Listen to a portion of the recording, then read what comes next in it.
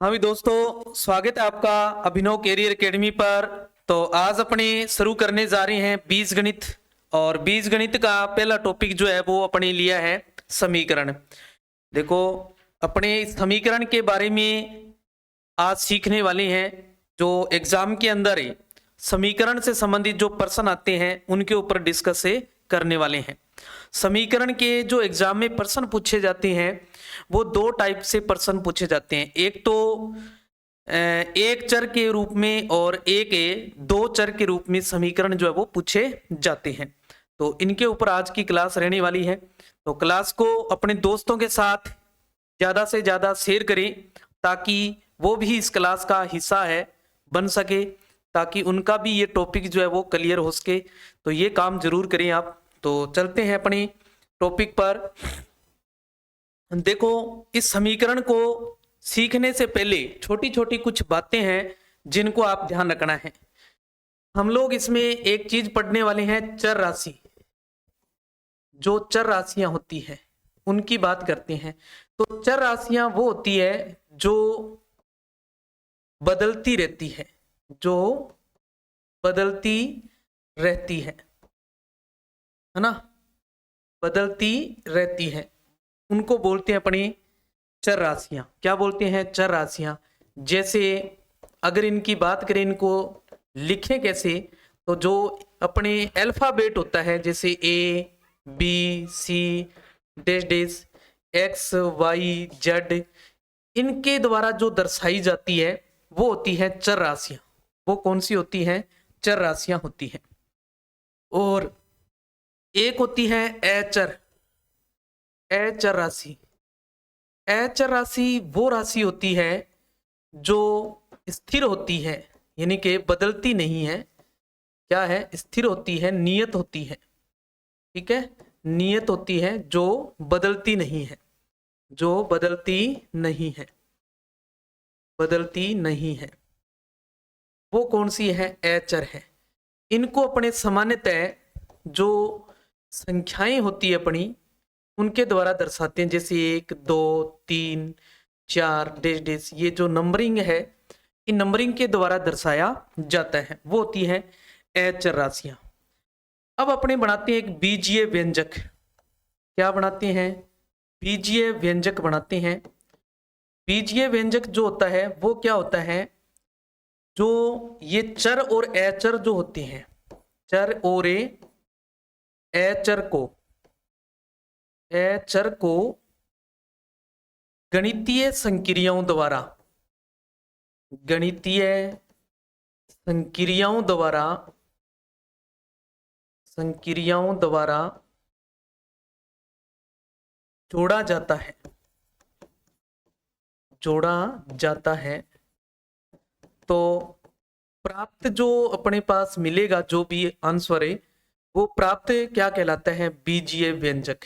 क्या कहलाता है? बीजीय व्यंजक कहलाता है, बीजीय व्यंजक होता है। समझ गए? जैसे संक्रियाओं की अगर बात करें, गणितीय संक्रियाएं कौन सी है, तो याद रखें गणितीय संक्रियाएं कौन सी है। देखो, गणितीय संक्रियाएं, गणितीय संक्रियाएं अपने अच्छे से जानते हैं। जैसे प्लस है, माइनस है, गुणा है, भाग है आदि, ये क्या कहलाती है? गणितीय संक्रियाएं। इनको बोलते हैं गणितीय संक्रियाएं। जैसे अपने मान लो चर ले लिया x मैंने, और एक प्लस ले लिया और एक यहाँ संख्या ले ली अचर 7 है। तो देखो, ये तो हो गया चर, ये तो क्या हो गया? चर हो गया। देखो, और ये क्या हो गया? अचर, अचर। और ये क्या होगी? गणितीय संक्रिया। क्या होगी? गणितीय संक्रिया। देखो, चर और अचर को गणितीय संक्रिया द्वारा जोड़ना ही क्या जोड़ने से जो बनता है, प्राप्त आएगा अपने पास आंसर, वो क्या कहलाएगा? बीजीय व्यंजक। क्या कहलाएगा? बीजीय व्यंजक। समझ गए? हाँ जी। जो बीजीय व्यंजक होता है, बीजीय जो व्यंजक है, ये बीजीय व्यंजक है, या तो वो बहुपद होता है या बहुपद नहीं है। या तो क्या है? बहुपद होता है या बहुपद नहीं है, नहीं है। ठीक है, दो टाइप से बात करते हैं अपनी, या तो वो बहुपद होगा या फिर वो बहुपद नहीं होगा, दो ही स्थितियां बनती हैं। तो बहुपद कब होता है, बहुपद कब होगा या बहुपद किसको कहते हैं, अपने ध्यान दें। बहुपद यदि बीजीय व्यंजक में, बीजीय व्यंजक में चर की घात, चर की घात पूर्णांक हो, या इसको ऐसे याद रख लो, धनात्मक पूर्णांक हो, यूं याद रखो, धनात्मक पूर्णांक हो, पूर्णांक हो, तो वो क्या हो जाएगा, बहुपद। अन्यथा क्या हो जाएगा, बहुपद नहीं होगा वो, अन्यथा बहुपद नहीं होगा। जैसे मान लो मैंने लिखा x + 5, अब यहां देखो घात कुछ नहीं है तो अपने एक मान सकते हैं, तो घात एक है यहाँ, तो एक यहाँ क्या है, देखो ये धनात्मक पूर्णांक है कि नहीं है, धनात्मक पूर्णांक है, इसका मतलब ये बहुपद है एक, ये क्या हो जाएगा, बहुपद हो जाएगा, क्या हो जाएगा, बहुपद, समझ गए। और यदि यहाँ x की पावर -3 लिख दी मैंने और प्लस यहाँ जैसे 6 लिख दिया, अब यहाँ घात क्या है, धनात्मक पूर्णांक नहीं है, यानी कि ऋणात्मक पूर्णांक आ गई, देखो क्या आ गई, ऋणात्मक पूर्णांक होगी, ऋणात्मक पूर्णांक है, इसका मतलब ये बहुपद नहीं है, बहुपद नहीं है, समझ गए, तब ये बहुपद नहीं होगा, ये बात ध्यान रखनी है आपने। ओके, हाँ जी। इसके अलावा ऐसे भी हो सकता है, जैसे मान लो √x लिख दिया मैंने +7, अब इसको अपने ऐसे लिख सकते हैं ना, रूट के अंदर मैंने बताया था जब अपने वर्ग और वर्गमूल पढ़ रहे थे, तो जो रूट के अंदर होता है इसको घात में 1/2 लिख सकते हैं, देखो तो ये पूर्णांक नहीं है, देखो अब ये क्या है, पूर्णांक नहीं है, पूर्णांक नहीं है, इसका मतलब ये बहुपद नहीं है, बहुपद नहीं होगा, देखो बहुपद नहीं है, समझ गए, ध्यान रखना है। अब बहुपद जो होते हैं उनको अपने घात के आधार पर अलग अलग प्रकार में पढ़ते हैं अपने, जैसे जिस बहुपद की घात, जिसे बहुपद की घात, घात जो है वो क्या हो, एक हो, तो क्या हो जाएगा, रेखिक बहुपद, तो क्या हो जाएगा, वो रेखिक बहुपद हो जाएगा, रेखिक बहुपद, या फिर उसको एक घाती बहुपद कह देते हैं अपने, क्या कह देते हैं, एक घाती बहुपद, ठीक है। और अगर घात आ जाए 2, घात कितनी हो, 2 हो, तो क्या हो जाएगा, द्विघात, और अगर ये घात आ जाए 3, तो वो क्या हो जाएगा, त्रिघात। इस तरीके से घात के आधार पर अपने इनके प्रकार जो है वो बना सकते हैं, घात के आधार पर जो अपने इनके नाम दे सकते हैं। ओके, हाँ जी।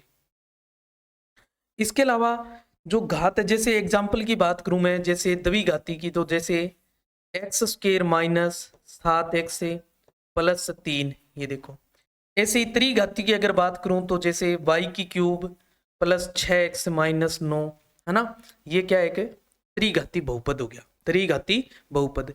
जिस बहुपद की एक घात है वो रेखिक हो जाएगा, या फिर आप एक घाती बहुपद कह सकते हैं, और जिस बहुपद की घात 2 हो जाए उसको अपने द्विघात, और 3 हो जाए तो त्रिघात कह सकते हैं। अगर चर एक ही आ रहा है तो उसमें एक चर में बहुपद हो जाएगा, अगर 2 चर आ रहे हैं तो 2 चर में हो जाएगा, अगर 3 चर आ रहे हैं तो 3 चर में बहुपद हो जाएगा, समझ गए। चर अभी देखा हमने कौन से हैं, जो ABCD वाले, जो अल्फाबेट जिनको बोलते हैं अपने, वो अक्षर, जितने अक्षर होंगे वो उतने चर में बहुपद हो जाएगा। अब जो ये बहुपद है, जो बहुपद है, अब इनसे अपने अगर समीकरण बनाना चाहें तो कैसे बनाएं, देखो हमारा टॉपिक है समीकरण आज का, तो अपने इस समीकरण के ऊपर चर्चा करने वाले हैं। तो जो बहुपद होता है, जो बहुपद है, इस बहुपद में बराबर का चिन्ह है, बराबर का चिन्ह लगा दें, लगा दें, तो समीकरण बन जाता है। वो क्या बन जाता है? समीकरण बन जाएगा। समझ गए? यानी समीकरण होने की एक ही शर्त है, क्या? कि वो बहुपद होना चाहिए, और बहुपद है तो उसमें अगर बराबर का साइन लगा दें तो वो क्या बन जाएगा? समीकरण बन जाएगा। तो वो क्या बन जाएगा? समीकरण बन जाएगा। ओके, तो वो क्या बन जाएगा? समीकरण बन जाएगा। जैसे देखें, अपने पास है, मान लो समीकरण बन जाएगा अपने पास, है ना। जैसे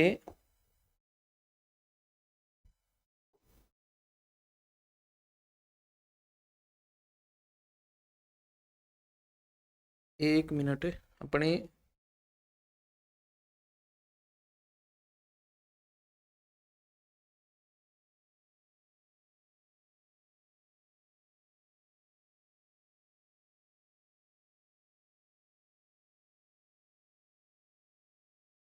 हो जा भी बड़ा, जैसे ये है, हमने क्या देखा? एक तो चर राशि देखी, देखो क्या देखी? चर। और एक हमने क्या देखा? अचर। क्या देखा? अचर पढ़ा। देखो क्या पढ़ा? अचर। इनको अगर गणितीय संक्रियाओं द्वारा, किसके द्वारा? गणितीय संक्रियाओं द्वारा, गणितीय संक्रिया, गणितीय संक्रियाओं, जैसे इसमें प्लस है, माइनस है, गुणा है, भाग है, इनके द्वारा अगर जोड़ दें, ये जो है इनके द्वारा अगर अपने इनको जोड़ दें, जोड़ने से अपने पास क्या मिलेगा? जोड़ने पर बन जाएगा बीजीय व्यंजक। क्या बन जाएगा? वो बीजीय व्यंजक बन जाएगा। देखो क्या बन जाएगा? बीजीय व्यंजक बन जाएगा। इस बीजीय व्यंजक में, यदि बीजीय व्यंजक में जो चर है, चर की जो घात है वो क्या हो? धनात्मक पूर्णांक हो। क्या हो? धनात्मक पूर्णांक हो। तो वो क्या बन जाएगा? धनात्मक पूर्णांक है अगर इसकी घात है तो वो बन जाएगा बहुपद अपना। क्या बन जाएगा? बहुपद। क्या बन जाएगा? बहुपद बन जाएगा। देखो, और जो बहुपद है, जो बहुपद है ये क्या हो जाएगा? देखो, बहुपद की अगर प्रकार की बात करें अपने, बहुपद जो है इसको अगर घात के आधार पर देखें अपने, इसके आधार पर, घात के आधार पर, के आधार पर अगर देखें तो इसको हम पढ़ते हैं जिसकी घात हो एक, कितनी हो? एक हो, तो उसको अपने एक घाती कह देते हैं। क्या? एक घाती, या फिर रेखिक कह देते हैं। क्या कह देते हैं? रेखिक बहुपद कह देते हैं। देखो, रेखिक बहुपद, समझ गए? अगर घात है दो, दो है तो वो क्या बन जाएगा? द्विघात। द्विघात। अगर मान लो घात है तीन तो वो क्या बन जाएगा? त्रिघात। क्या बन जाएगा? त्रिघात बन जाएगा। समझ गए? ऐसी चार घात है तो वो चतुर्थ घात हो जाएगा। इसी तरीके से अपने अगर इसको पद के आधार पर देखें, किसके आधार पर? पद के आधार पर देखें तो अगर मान लो उस बहुपद में एक पद है, कितना पद है? पद अगर एक है तो वो हो जाएगा एक पदी। क्या हो जाएगा? एक पदी हो जाएगा। अगर पद हो दो, कितने पद हो? दो, तो वो हो जाएगा द्विपदी। क्या हो जाएगा? द्विपदी। अगर मान लो पद हो तीन, अगर तीन पद है उसमें तो वो क्या हो जाएगा? त्रिपदी हो जाएगा। क्या हो जाएगा? त्रिपदी हो जाएगा। ये हुआ पद के आधार पर। इसके अलावा अगर चर के आधार पर देखें इसको, किसके आधार पर? चर के आधार पर देखें तो अगर मान लो चर है एक, कितना चर है? एक है, तो वो एक चर बहुपद हो जाएगा। एक चर, एक चर में बहुपद, ठीक है, एक चर में बहुपद हो जाएगा। और अगर मान लो चर है दो, कितने हैं चर? तो दो चर में बहुपद हो जाएगा। दो चर में बहुपद। अगर तीन चर है तो कितना हो जाएगा? वो तीन चर में बहुपद हो जाएगा। तीन चर में बहुपद हो जाएगा। समझ गए? ध्यान रखना है। ये तो ये बहुपद के प्रकार की बात है। अब अगर बहुपद जो है अपने पास, इस बहुपद के अंदर, बहुपद में क्या ले आए? बराबर का चिन्ह ले आए। बराबर का चिन्ह लगा दें चिन्ह लगा दें तो क्या बन जाएगा, समीकरण बन जाएगा। क्या बन जाएगा, समीकरण। समझ गए, तो क्या हो जाएगा, समीकरण हो जाएगा। उसको हम क्या कह देंगे, समीकरण कह देंगे। समझ गए। अब अगर मान लो वो घात के आधार पर देखेंगे तो रेखिक समीकरण बन जाएगी। एक चर एक घात है तो दो घात है तो द्विघात समीकरण बन जाएगी। तीन घात है तो वो त्रिघाती समीकरण बन जाएगी। पद के आधार भी ऐसे बना सकते हैं, ऐसे ही चर के आधार पर भी बना सकते हैं। तो ये तो थी इसकी बेसिक बातें। हम इसकी जो बेसिक बातें हैं, इन बेसिक बातों को एक इसमें टॉपिक और है अपना बीजीय व्यंजक जो है, उस बीजीय व्यंजक में और विस्तार से देख लेंगे। तो यहाँ मैंने जो बड़ी बड़ी बातें थी उन बातों को आपको बता दिया कि इसमें बड़ी बड़ी जो बातें हैं वो ये रहने वाली है। ठीक है, हाँ जी। अब अपने आगे चलते हैं इस समीकरण पर। देखो, समता के ऐसे कथन जिनमें एक या एक से अधिक अज्ञात जो होते हैं उनको चर कहते हैं। अपने अभी बताया मैंने, अज्ञात राशियां हो समीकरण कहलाता है। अर्थात कोई गणितीय सत्य वाक्य जिसमें एक या एक से अधिक बीजों या चरों का प्रयोग करते हुए बराबर क्या चिन्ह, देखो ध्यान से, बराबर के चिन्ह से उनकी समानता व्यक्त की जाए तो वह समीकरण कहलाता है। तो वह क्या कहलाता है, समीकरण कहलाता है। समीकरण में सदैव समानता का चिन्ह यानी कि बराबर का जो है प्रयोग होता है, तभी वो क्या कहलाएगी, समीकरण कहलाएगी, अन्यथा समीकरण नहीं है। बराबर के बाईं तरफ वाला भाग जो होता है वो बायां पक्ष, और जो दाईं तरफ वाला भाग होता है वो दायां पक्ष कहलाता है। ये ध्यान रखना है। ठीक है, हाँ जी। रेखिक समीकरण अभी बताया मैंने, जिससे बहुपद की घात एक है वो रेखिक बहुपद है और बराबर का चिन्ह लग गया तो वो रेखिक समीकरण बन जाएगा। तो ऐसे समीकरण जिनमें केवल रेखिक बहुपद हो रेखिक समीकरण कहलाते हैं। अर्थात ऐसा समीकरण जिसमें केवल एक चर हो रेखिक समीकरण कहलाता है। जैसे यहां देखो, एक चर है और घात भी कितनी है इसकी, एक है। एक चर हो, एक घात हो, यहां एक घात कर लो, एक घात हो, वो क्या होता है, रेखिक होता है। जरूरी नहीं है कि चर एक होना, चर दो भी हो सकते हैं, चर तीन भी हो सकते हैं, चर चार भी हो सकते हैं। जैसे मान लो मैंने लिख दिया यहां 3x + 2y = 5। अब देखो चर दो हो गए लेकिन घात क्या है, दोनों की एक है, तो ये भी एक क्या है, रेखिक समीकरण है। ये भी क्या है, रेखिक समीकरण है। ये कौन सा रेखिक समीकरण हो गया, ये दो चर में रेखिक समीकरण हो गया। दो चर में रेखिक समीकरण, दो चर में क्या हो जाएगा, रेखिक समीकरण हो जाएगा। ध्यान रखना है, समझ के, दो चर में क्या हो जाएगा, रेखिक समीकरण। ठीक है, हाँ जी। एक चर वाले रेखिक समीकरण वे रेखिक समीकरण जिनमें केवल एक चर हो, अज्ञात राशि हो, वो एक चर वाले रेखिक समीकरण कहलाते हैं। रेखिक समीकरण का हल जो होता है, चर का वह मान जिससे के लिए समीकरण संतुष्ट हो जाए वो उसका क्या कहलाता है, हल कहलाता है। जैसे मान लो यहां अपने पास 3x बराबर ये है। अब इस x का कोई ऐसा मान कि x का मान रखने पर ये दायां पक्ष और बायां पक्ष बराबर आ जाए, दायां पक्ष और बायां पक्ष बराबर आ जाए, तो x का वो मान क्या कहलाएगा, इसका हल कहलाएगा। क्या कहलाएगा, हल। ऐसे ही यहां भी x और y दो चर है, तो इन दोनों चरों में x और y के जो ऐसे मान जिनको रखने पर जो दायां पक्ष है वो बाएं पक्ष के बराबर हो जाए, तो वो इसके क्या कहलाएंगे, हल कहलाएंगे। क्या कहलाएंगे, हल कहलाएंगे। ध्यान रखना है। ओके, रेखिक समीकरण के हल का सत्यापन करना। सत्यापन कैसे करते हैं, दिए गए समीकरण में चर के स्थान पर उसका दिया हुआ मान रखते हैं। यदि वाम पक्ष बराबर दायां पक्ष आ जाए तो सत्य होता है। अगर मान लो दोनों पक्ष बराबर नहीं आते हैं, नॉट इक्वल आ जाते हैं, तो वो क्या होगा, असत्य होगा। समझ गए, ध्यान रखना है।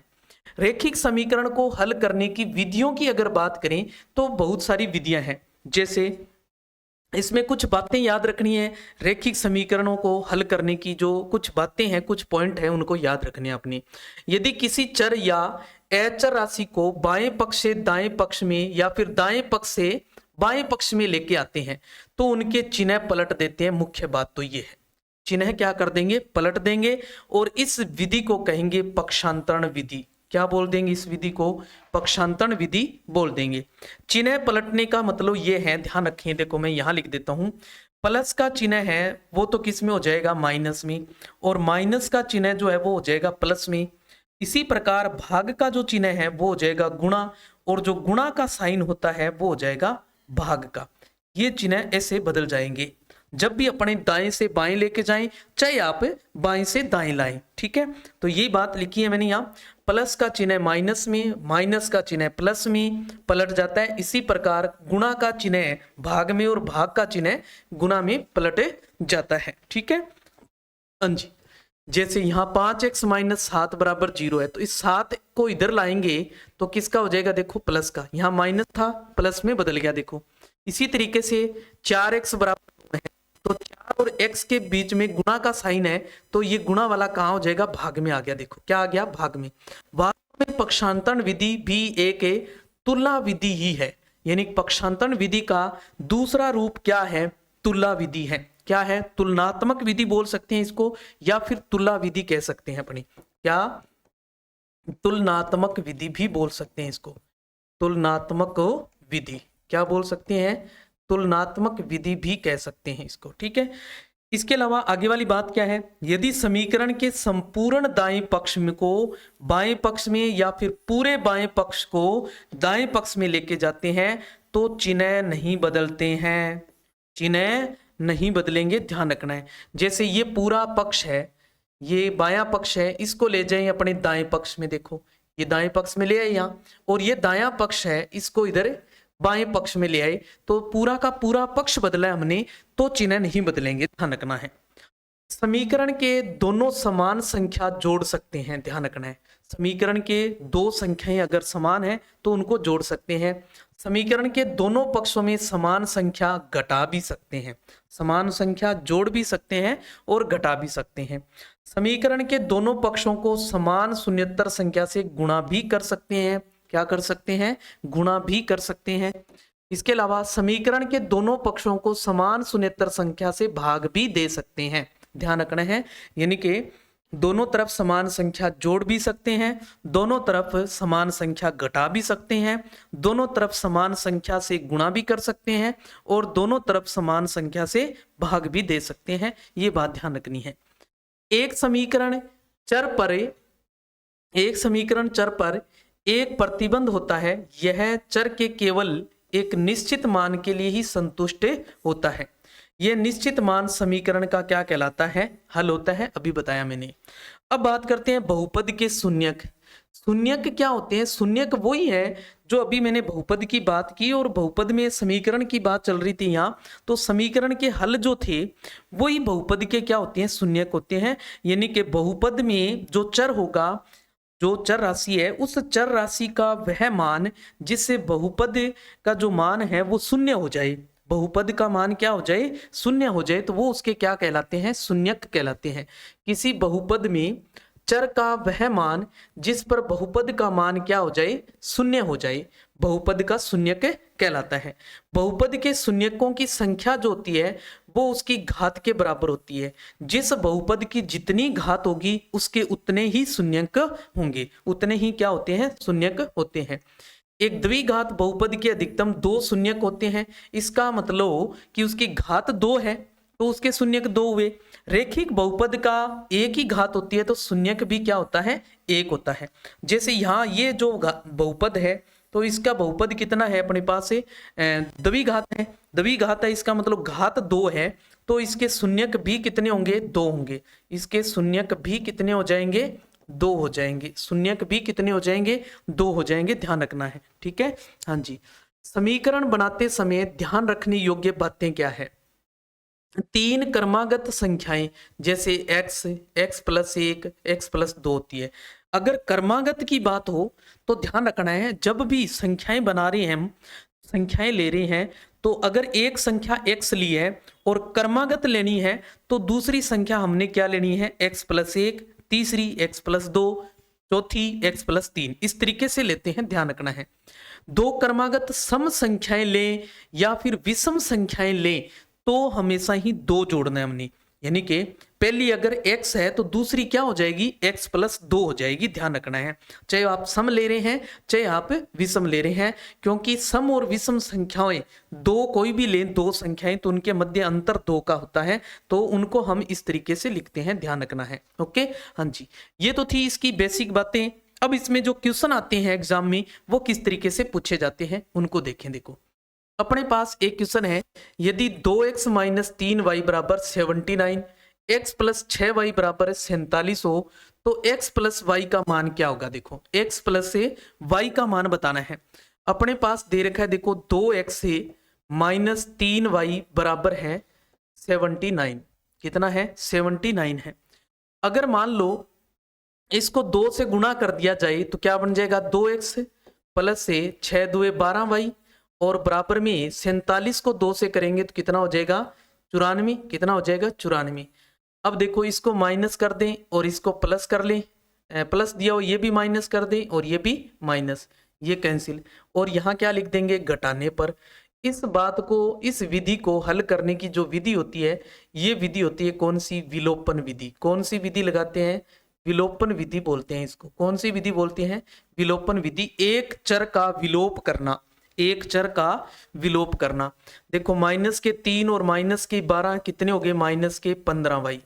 ये देखो प्लस के 79 है और माइनस के ज्यादा है 94। देखो तो माइनस कर लो, 14 में से 9 गए 5 और यहाँ रह गया 8 में 7 गया 1, माइनस से माइनस काट दो तो y कितना आ गया, देखो 15/15 आ गया, यानी कि y जो है अपने पास कितना आ गया, 1 आ गया। देखो ये जो y का मान आया है, ये y का मान अपने चाहे तो पहली समीकरण में रख लो चाहे आप दूसरी समीकरण में रख लो। ठीक है, हाँ जी, पहली में रखेंगे देखो तो 2x से माइनस 3 इंटू वाई की जगह 1 बराबर में क्या है, देखो 79।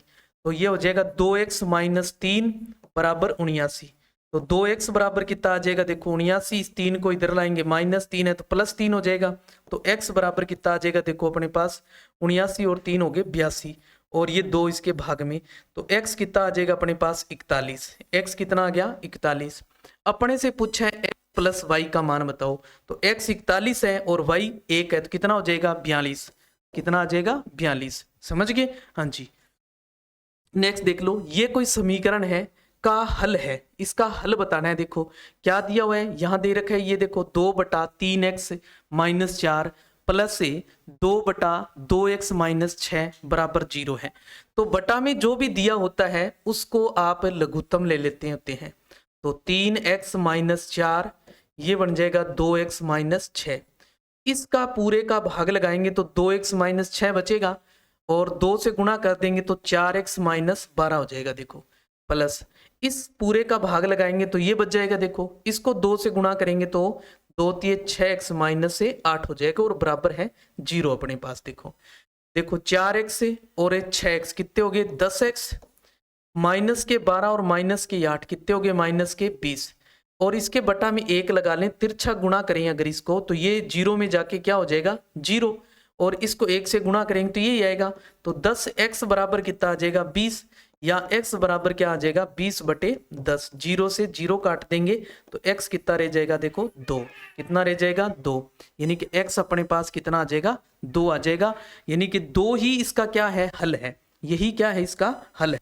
मैंने अभी बताया आपको हल क्या होता है। जो भी चर दे रखा है, चर का वह मान जो उस समीकरण में या बहुपद में रखने पर, चर में या बहुपद या समीकरण में रखने पर उस समीकरण या बहुपद का मान 0 हो जाए, वो उसका क्या कहलाता है, हल कहलाता है। क्या कहलाता है, हल होता है। नेक्स्ट है अपने पास है, यदि a, b और c कोई 3 शून्येतर वास्तविक संख्याएं हैं। ध्यान दें, मैंने अभी आपको बताया था कि a, b, c dash dash x, y, z जो है ये अपने पास क्या होते हैं, चर होते हैं। क्या होते हैं, चर होते हैं। लेकिन प्रश्न में अपने को यहाँ क्या दे दिया कि ABC जो है ना वो वास्तविक संख्याएं हैं। तो ये कुछ कंडीशन होती है जो क्वेश्चन के ऊपर डिपेंड करती है, क्वेश्चन में दी होती है कि आप जो अल्फाबेट दे रखा है इनको आप वास्तविक संख्याएं ले सकते हैं, वास्तविक संख्याएं ले सकते हैं। तो तथा आपको दे रखा है, ये देखो a/2 बराबर b/3 बराबर सी बटा 4 बराबर है 2a माइनस 3b प्लस से 5c बटा a है। तो a का मान बताओ क्या है। तो अपने इसके बराबर, ये देखो सारे आपस में बराबर है, तो अपने कोई एक तीसरी राशि जो है वो मान लेते हैं। इसको मान लिया मैंने कि p है। ये सारे क्या है, p के बराबर है। किसके बराबर ले लिए अपने, p के बराबर ले लिए। एक एक को p के बराबर रख सकते हैं। देखो इनको, इन सब को किसके बराबर ले सकते हैं कि ये आपस में बराबर है। इसका मतलब a बटा 2 है, ये किसके बराबर हुआ, p के बराबर हुआ। क्रॉस गुणा करेंगे तो a क्या आ जाएगा, यहाँ पर 2p, क्या बन जाएगा 2p। ऐसे ही b बटा 3 बराबर अगर p रखें तो क्रॉस गुणा करेंगे तो b बराबर क्या बन जाएगा 3p। b a का मान आ गया 2p और b का मान क्या आ गया 3p। ऐसे ही c बटा 4 बराबर अगर अपने p रखेंगे तो ये क्या आ जाएगा, c बराबर 4p हो जाएगा। क्या हो जाएगा 4p। ऐसे ही इसको ले लेते हैं 2a minus 3b plus 5c बराबर बटा में क्या है a, बटा में क्या है अपने पास a दे रखा है। इसको भी किसके बराबर ले लें, p के बराबर। तो क्रॉस गुणा करेंगे तो क्या बन जाएगा, देखो 2a प्लस माइनस a, ये माइनस हो जाएगा, माइनस ए 3b प्लस 5c बराबर ap आ जाएगा। देखो क्या आ जाएगा, ap बन जाएगा। देखो क्रॉस गुणा कर दिया अपने, है ना। अब यहां ध्यान दे, a b c के मान अपने पास निकाल रखे हैं। देखो a वाली जगह 2p रख देते हैं, b की जगह 3p और c की जगह 4p रख देंगे। तो 2 इंटू a की जगह क्या आ गया, देखो 2p माइनस 3 इंटू b की जगह क्या आ जाएगा 3p प्लस 5 इंटू सी है, सी की जगह क्या आ जाएगा, देखो 4p बराबर में है ap अपने पास। देखो तो ये बन गया, देखो क्या अपने पास से 2 दुए 4p और माइनस 3 3 9p और प्लस 5 ओके 20p बराबर है अपने पास से ap। बराबर में क्या है ap दे रखा है। देखो तो देखो 4p और 20p कितने हो गए 24 और माइनस है 9p बराबर है ap। देखो अब 24 में से 9 माइनस कर देंगे तो कितना रह जाएगा 15p बराबर है ap। p से p कट कर देंगे तो a कितना आ गया, देखो 15, a कितना आ गया 15। तो a क्या है अपने पास से 15 है, a कितना है 15 है। समझ गए। तो जब भी आपको इस तरीके से, ये वो प्रश्न है जो पीछे के एग्जाम में किसी न किसी एग्जाम में पूछे हुए प्रश्न है, उनके ऊपर डिस्कस कर रहे हैं अपने पहले, है ना। हाँ जी नेक्स्ट देखिए, नेक्स्ट है y बराबर है ये y नॉट इक्वल 1 है तो x बराबर क्या हो जाएगा, x बराबर क्या हो जाएगा। देखो सिंपल सी बात है, y बराबर दे रखा है x माइनस 2 बटा में x प्लस से 1। इस y के बटा में कुछ नहीं है, 1 लगा ली, क्रॉस गुणा कर देते हैं तो क्या बन जाएगा y इंटू में x प्लस 1 बराबर x माइनस 2 हो गया। y का अंदर गुणा कर देते हैं तो क्या बन जाएगा yx माइनस प्लस का y एकम y बराबर है x माइनस 2। x वालों को एक तरफ कर लेते हैं अपनी, तो ये yx तो पड़ा ही है, इस x को इधर लाए तो माइनस x बराबर इस y को उधर लेके जाएंगे तो माइनस का y हो जाएगा। देखो और माइनस 2 पड़ा ही है, इन दोनों में देखो x कॉमन आ रहा है, क्या बचेगा y माइनस 1 बराबर में क्या है, देखो माइनस कॉमन ले लेते हैं अपनी तो क्या बन जाएगा y प्लस 2 बन जाएगा। देखो और x बराबर क्या आ जाएगा अपने पास से माइनस y प्लस 2 और ये गुणा में है तो कहाँ जाएगा y माइनस 1 हो जाएगा। देखो अब ये माइनस ऑप्शन में नहीं है अपने पास, है ना, तो माइनस ऊपर वाला पढ़ा रहने दो एक बार। नीचे से अपने क्या कर सकते हैं, माइनस कॉमन ले लेते हैं, तो माइनस कॉमन लेंगे तो 1 माइनस वाई हो जाएगा। जब माइनस कॉमन लेते हैं तो माइनस वाला प्लस हो जाता है और प्लस वाला माइनस हो जाता है।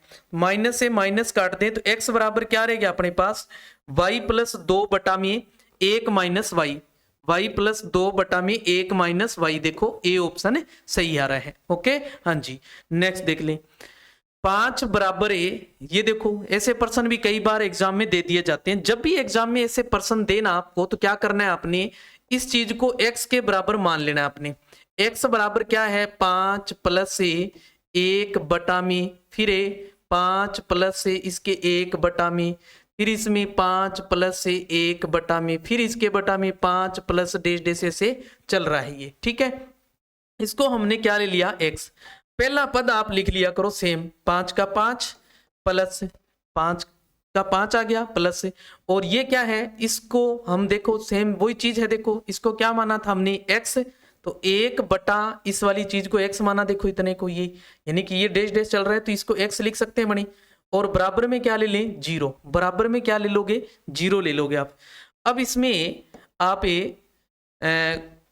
अलग अलग इसको लें अगर, तो क्या बन जाएगा, देखो 1 बटा x है, x इसमें लघुत्तम ले लें तो क्या बन जाएगा, देखो 5x से प्लस 1 बराबर है अपने पास है 0, बराबर क्या हो जाएगा 0।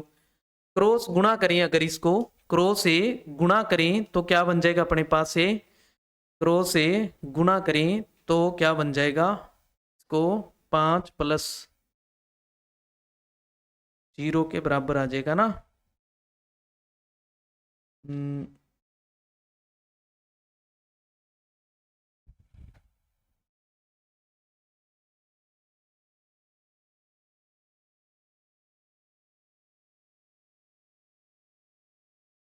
देखो ऐसे करो, इसको यूं करो, ये देखो x अपना पड़ा ही है, पड़ा रहने दो इसको, ये x पड़ा ही है, बराबर में ये 5 प्लस से 1 बटा इसको x ले लिया, देखो ये x के इक्वल ही तो है, देखो इतना, ये x पड़ा ही है, ये x पड़ा है, पड़ा रहने दो 5, इसमें x लघुत्तम ले लो, देखो क्या आ जाएगा, ऊपर ये 5x और प्लस का 1।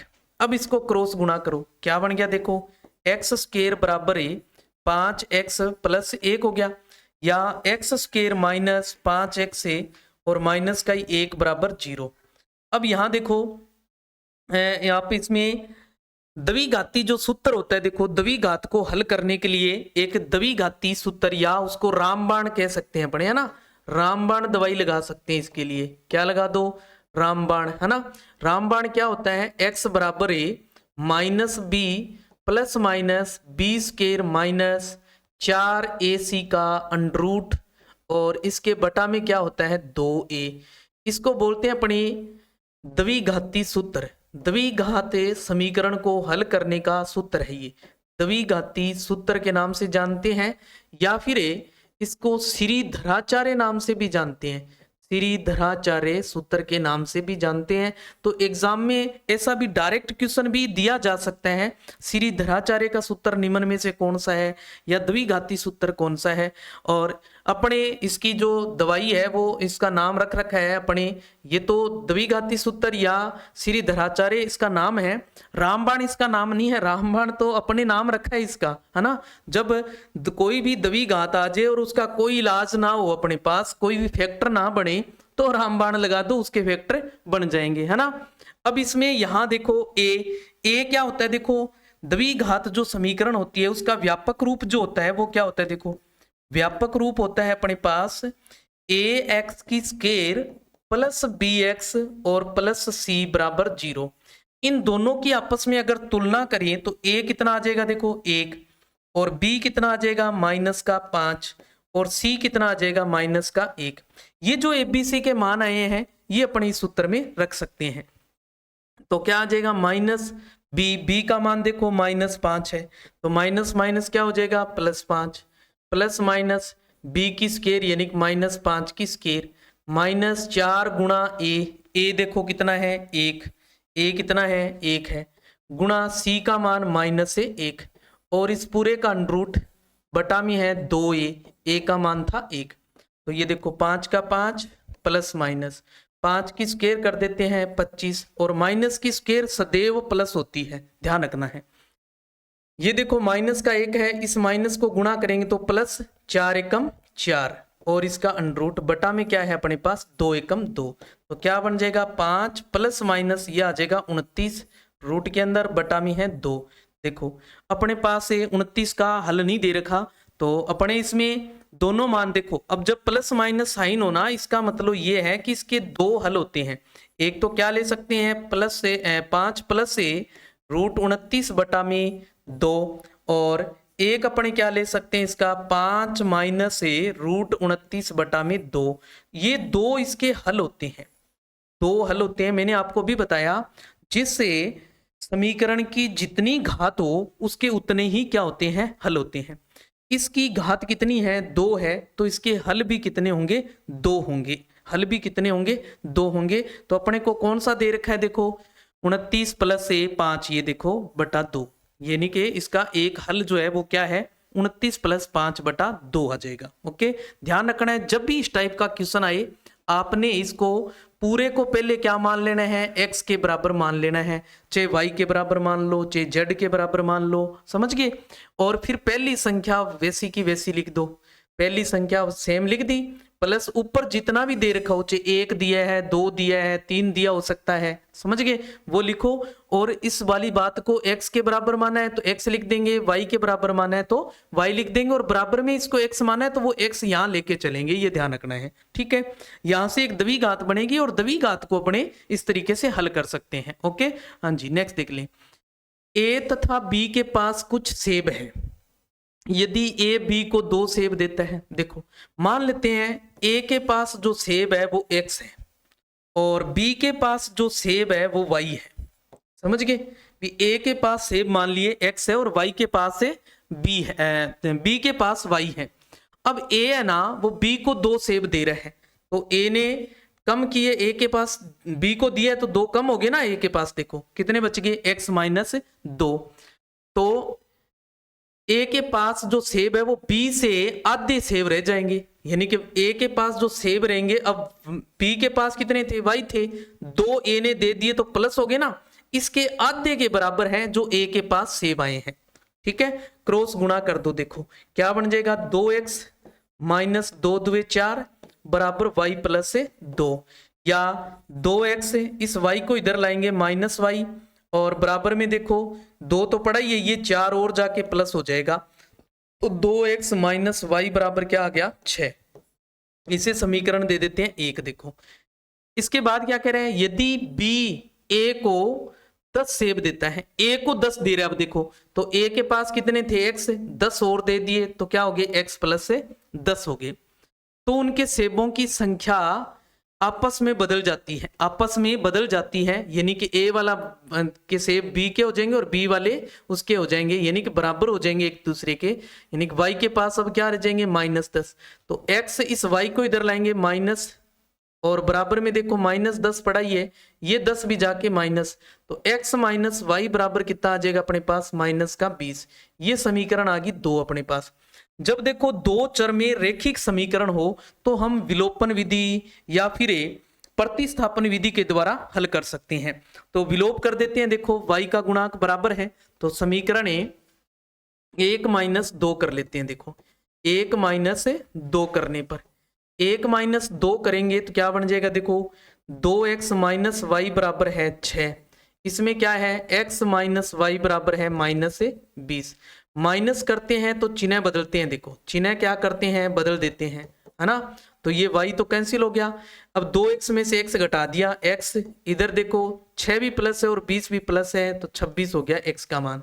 x का मान इसमें रख लेते हैं, देखो तो क्या आ जाएगा, यहां रखेंगे तो 2 × 26 और माइनस वाई बराबर है 6, तो माइनस वाई बराबर 6 तो पड़ा ही है, और 26 दुए 52 इधर आके माइनस के 52, तो माइनस वाई बराबर देखो प्लस के 6 और माइनस के 26 है, माइनस के 52 है तो माइनस के 46, माइनस से माइनस कट तो वाई क्या आ गया 46। क्या पूछा है अपने से, देखो क्या रहा है, ए तथा बी के पास कुल कितने सेब हैं, तो ए के पास कितने हैं, देखो 26 आए, बी के पास कितने आए 46, तो जोड़ दो टोटल 26 प्लस से 46 कितने हो जाएंगे, 6 6 12 और 6 और 1 7, 72 सेब हैं। कितने सेब हैं, 72 सेब हैं। ए तथा बी के पास कुल कितने सेब हैं, यानी कि 72 सेब होने चाहिए। कितने सेब आने चाहिए, 72 सेब आने चाहिए, 72 सेब आने चाहिए। ए तथा बी के पास कुल कितने सेब हैं, कितने आने चाहिए अपने पास, 72 सेब, माइनस वाई माइनस 26 2 52, ये 46, एक्स आ गया अपना 26, यानी कि 72 सेब आने चाहिए।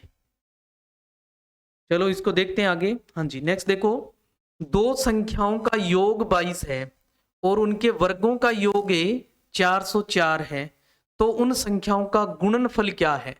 मान लें कि दो संख्याएं, एक x है और एक y है। अब पहली बात क्या कह रहे हैं, दोनों का योग 22 है वो कह रहे हैं, तो योग कर दो दोनों का, x प्लस 22 y बराबर 22।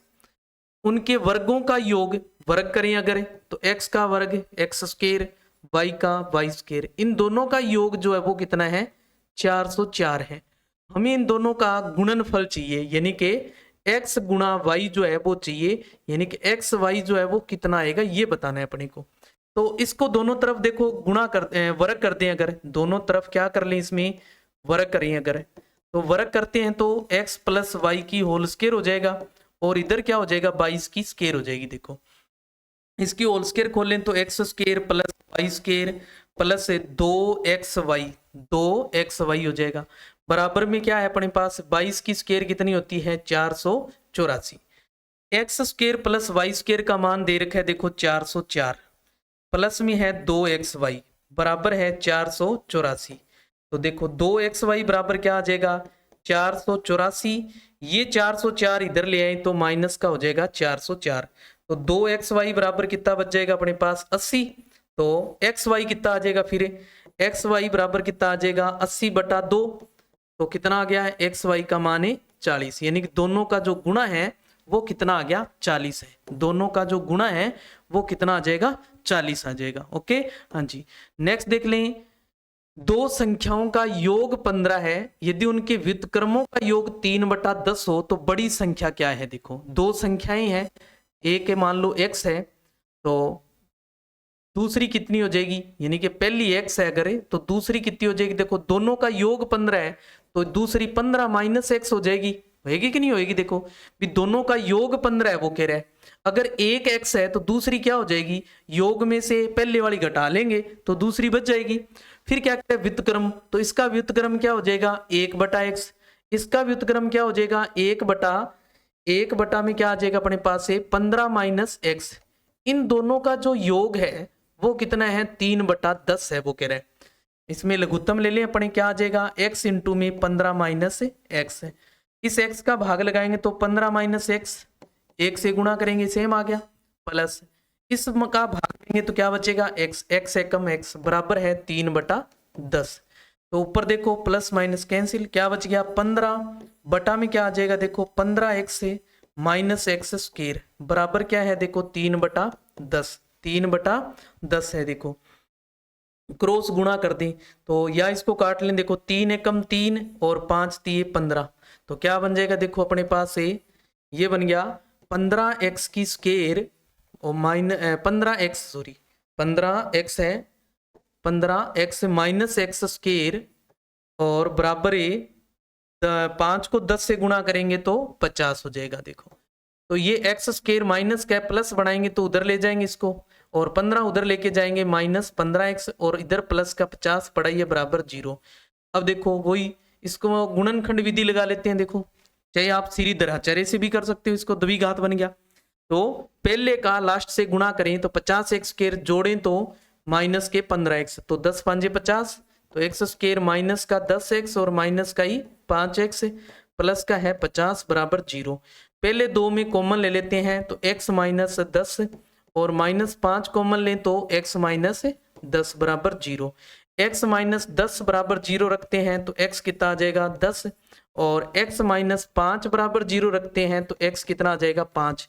अपने से पूछा है बड़ी संख्या, तो बड़ी संख्या क्या आई है 10, बड़ी संख्या क्या आई है 10 आई है। तो बाकी के अपने कल देखेंगे, क्लास थोड़ी लेंथी हो रही है तो बाकी की चर्चा अपने कल की क्लास में करेंगे। तो इस क्लास को अपने दोस्तों के साथ जरूर शेयर करें ताकि वो भी इस क्लास का हिस्सा बन सके। अब तक अपने उन प्रश्नों की चर्चा कर रहे हैं जो पीछे के एग्जाम में पूछे हुए हैं, कल अपने इनके साथ साथ में उन प्रश्नों की भी चर्चा करेंगे जो इसके आने वाली परीक्षा के हिसाब से महत्वपूर्ण जो प्रश्न बनते हैं उन प्रश्नों के ऊपर भी चर्चा करने वाले हैं। ओके, मिलते हैं कल, तब तक के लिए जय हिंद जय भारत।